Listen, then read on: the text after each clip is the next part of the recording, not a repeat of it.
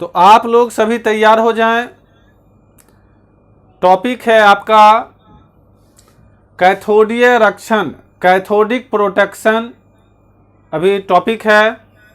और ये कैथोडीय रक्षण जो टॉपिक है 131, जिसमें 3 पॉइंट्स हम डिस्कस कर चुके हैं।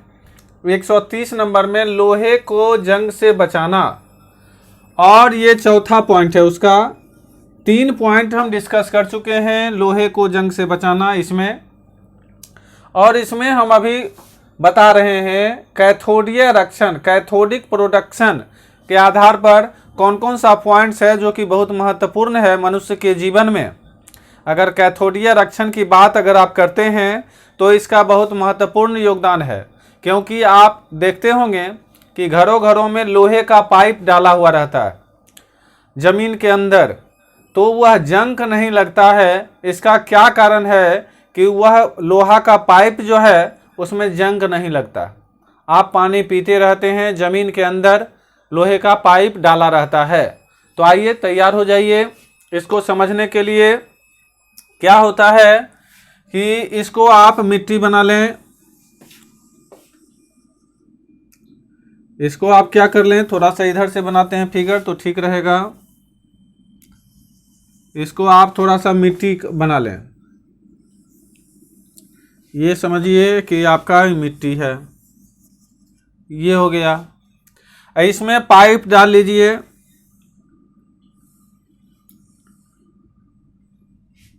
आप थोड़ा हमसे ज़्यादा सुंदर बनाएंगे पाइप, ऐसा नहीं कि हम छोटा बना दिए इधर, तो आप भी एक साइड छोटा एक साइड पतला, ऐसा नहीं करना है, थोड़ा खूबसूरत बनाना है। पाइप बना दिए।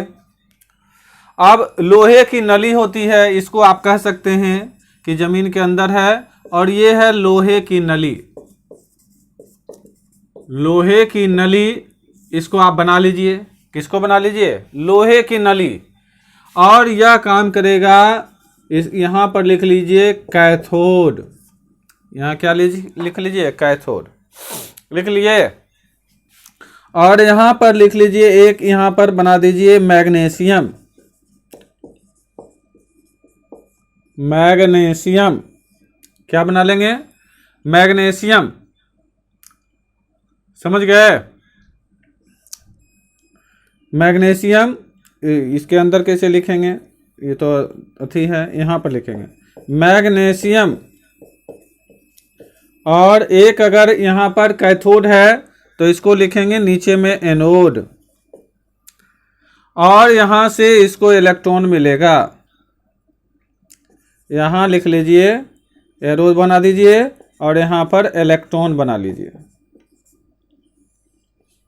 लिख लिए इलेक्ट्रॉन, कैथोडीय रक्षण, कैथोडिक प्रोटेक्शन, लोहे की नली, कैथोड, इलेक्ट्रॉन, मैग्नीशियम, एनोड, ये सब लिख लीजिए। लोहे को जंग से बचाना लिख लिए? Yes sir. लिख लिए? Yes sir. चलिए, अब ये हो गया धरती। धरती के बीच में पाइप डाल दीजिए लोहा का, यहाँ लिख दीजिए लोहे की नली, कैथोड लिख दीजिए। यहाँ पर एक फिगर बना दीजिए, इसको इधर से इलेक्ट्रॉन दीजिए लोहे को, मैग्नीशियम इलेक्ट्रॉन देगा। एनोड यहाँ लिख लीजिए। 4 पॉइंट, 1 2 3 4 5। लोहे की नली पहला, दूसरा कैथोड। क्या क्या लिखना है? पहला लोहे की नली, दूसरा कैथोड, तीसरा इलेक्ट्रॉन, चौथा मैग्नीशियम, और पांचवा एनोड। क्या क्या फिगर में बनाना है? पहला लोहे की नली, दूसरा कैथोड, तीसरा इलेक्ट्रॉन, चौथा मैग्नीशियम, और पांचवा एनोड। ऐसा बना लीजिए। अब इसमें लिखेंगे बना लिए? चलिए अब लिखना शुरू करेंगे। अब इसमें पॉइंट क्या क्या बनता है? हाँ, विशाल को कनेक्ट कीजिए। तो कनेक्ट तो कर दिए लगता है। हाँ, माइक अभी नहीं आया, माइक नहीं पहुंचा। चलिए, तो लोहे की नली, कैथोड हो गया, इलेक्ट्रॉन हो गया, मैग्नीशियम हो गया, और क्या हो गया? एनोड लिखेंगे। एक से अधिक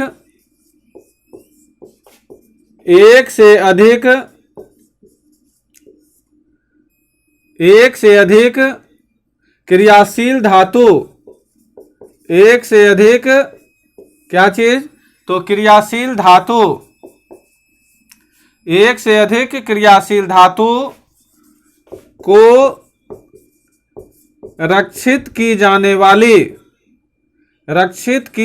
वाली एक से अधिक क्रियाशील धातु को रक्षित की जाने वाली धातु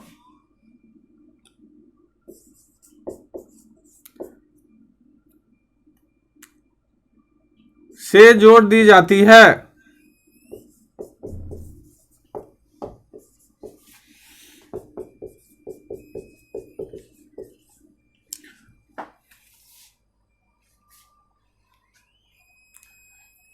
एक से अधिक नहीं, एक अधिक से हटा दीजिए तो एक अधिक, उससे अधिक होना चाहिए जो है उसमें, इससे अधिक खाली क्रियाशील धातु जोड़ देना है। तो एक अधिक क्रियाशील धातु को रक्षित की जाने वाली धातु से जोड़ दिया जाता है। जैसे यहां लोहा को मैग्नीशियम से जोड़ दिया गया। पहला पॉइंट आपका हो गया कि एक अधिक क्रियाशील धातु को रक्षित की जाने वाली धातु से जोड़ दिया जाता है, पहला पॉइंट। दूसरा पॉइंट, अधिक क्रियाशील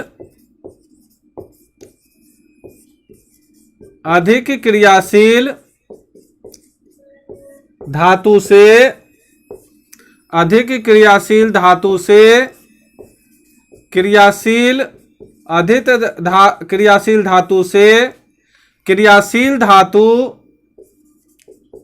क्रियाशील धातु से क्या निकलकर, ये लिखे ही नहीं, अधिक क्रियाशील धातु से क्या निकलेगा, इलेक्ट्रॉन निकलकर ये है अधिक क्रियाशील धातु, ये है, इससे इलेक्ट्रॉन निकलकर कम क्रियाशील धातु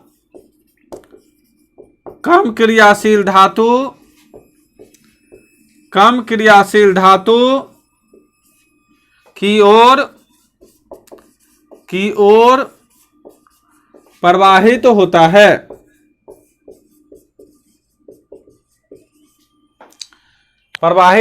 दूसरा पॉइंट, तो ये क्वेश्चन आपसे पूछा जाएगा ऑब्जेक्टिव में कि जमीन के अंदर जो पाइप रहता है, इलेक्ट्रॉन कौन देता है और कौन इलेक्ट्रॉन लेता है। अधिक क्रियाशील वालू इलेक्ट्रॉन देता है और कम क्रियाशील धातु इलेक्ट्रॉन लेता है। किधर से किधर प्रवाहित होगा, तो अधिक क्रियाशील धातु से इलेक्ट्रॉन निकलकर कम क्रियाशील धातु की ओर प्रवाहित होता है। तो इस प्रकार से आपका ऑब्जेक्टिव क्वेश्चन इससे बनेगा। तो ये हो गया आपका दूसरा पॉइंट इसी में। तीसरा पॉइंट क्या है, अब कैथोड और एनोड की बात होगी। तो अतः रक्षित धातु कैथोड और अधिक क्रियाशील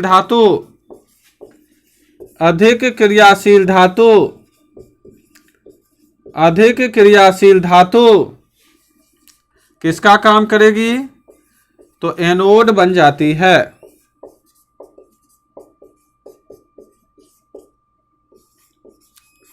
अब ये भी क्वेश्चन है कि इसमें रक्षित धातु जो है वह कैथोड का काम करेगी और अधिक क्रियाशील धातु एनोड का काम करती है। तो ये भी ऑप्शन एक क्वेश्चन बन गया आपका कि कौन कैथोड का बनेगा और कौन एनोड का बन जाएगा।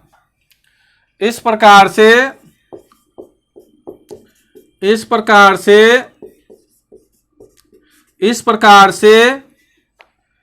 ये दोनों धातु एक विद्युत रासायनिक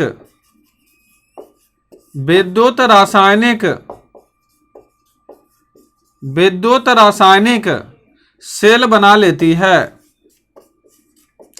सेल बना लेती है, सेल बना लेती है। इसको लिख लीजिए, विद्युत रासायनिक सेल बना लेती है। लिख लिए।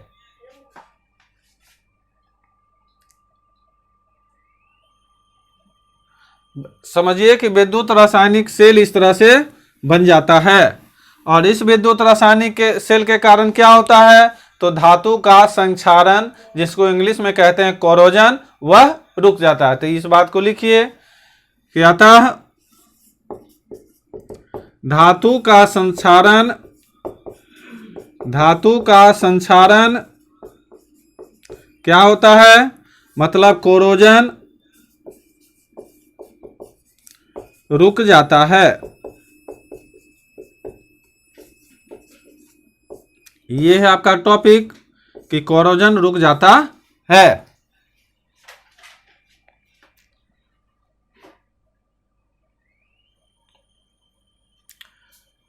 एक लाइन और लिखेंगे, बस टॉपिक ये समाप्त हो जाएगा। उदाहरण के तौर पर जो फिगर आपको बताए हैं, इस उदाहरण के तौर पर इस फिगर को एक लाइन में लिख देना है। क्या उदाहरण में लिखेंगे कि धरती के अंदर, कहाँ, तो धरती के अंदर धातु की नलियों को अधिक क्रियाशील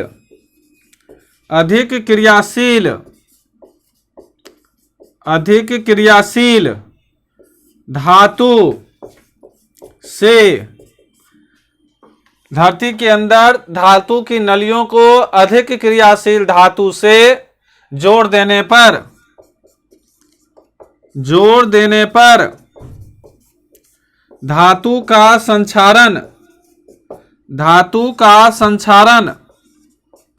धातु का संक्षारण रुक जाता है।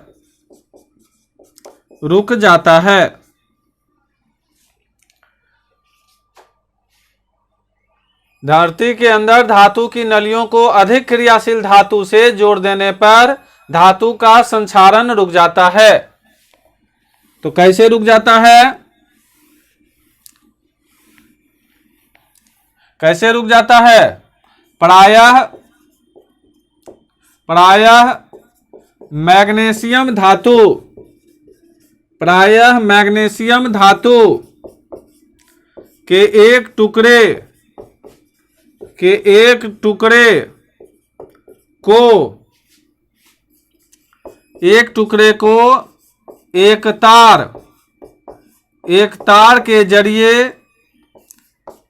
तार के जरिए नलियों से जोड़ दिया जाता